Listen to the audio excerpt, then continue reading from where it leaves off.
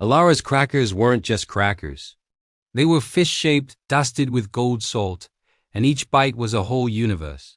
She knew this because with every crunch she didn't just taste.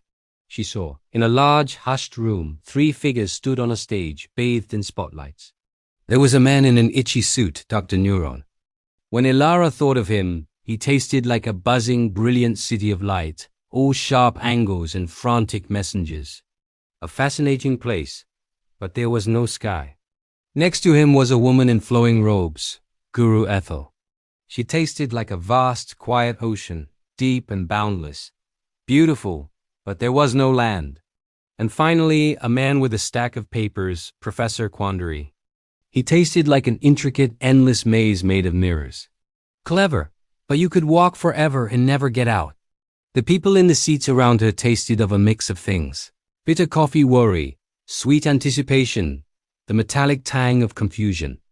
They were all listening so hard to the 3 on stage who were shouting about what everything was. But Elara didn't think in was. She thought in is ing. When she bit a cracker, she was the salty tang. She was the satisfying snap. She was the hunger that was now less. There was no separation between the eater, the eating, and the eaten. It was all one continuous event. The 3 spotlit people were trying to pull that event apart. The suit was saying the cracker was just chemical signals firing in the brain. The robe was saying the hunger was an illusion of a separate self. The papers were saying we couldn't even be sure if the cracker was really there. A lonely ache started in Elara's head. It was the ache of watching people take a beautiful, singing knot and pull it apart into dead, separate strings. The noise in the room wasn't just sound. It was the screech of tearing fabric. She finished her cracker. The event completed itself. A calm settled. But then the shouting on stage got worse. The suit waved pictures of his brain cities. The robe made the air hum with a low chant. The papers talked in dizzying circles. The lonely ache tightened. They were all so sure and all so wrong because they were each so right, but only in their own small part. She had to stand up. The movement felt as necessary as getting out of a bath that's too hot. The room fell silent and every eye turned toward her small, solid form. All that torn, tense energy focused on her. She pointed. She let the feeling, the ising of the fractured room fill her. She didn't craft words. The words were the feeling itself, shaped by her breath. "Oh, true," she said. Her voice was quiet but clear. She acknowledged them.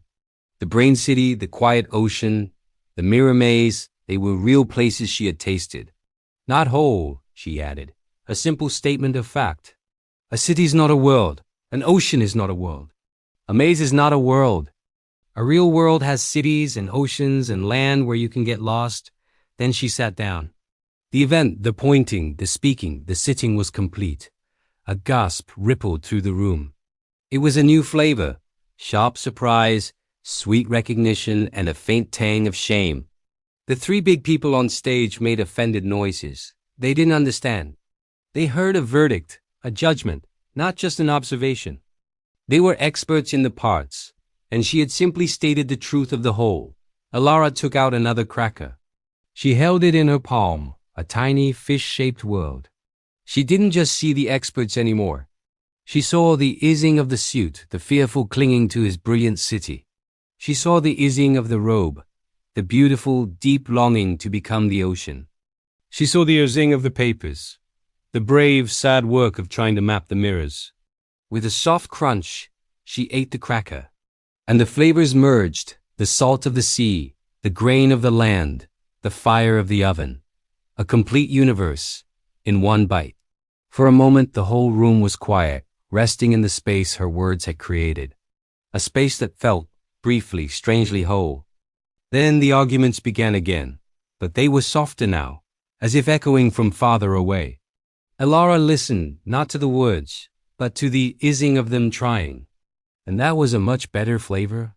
This story is inspired by our book, The Consciousness Code. If you enjoyed this journey into what it means to be human, please subscribe for more inspiring videos. Thanks for watching.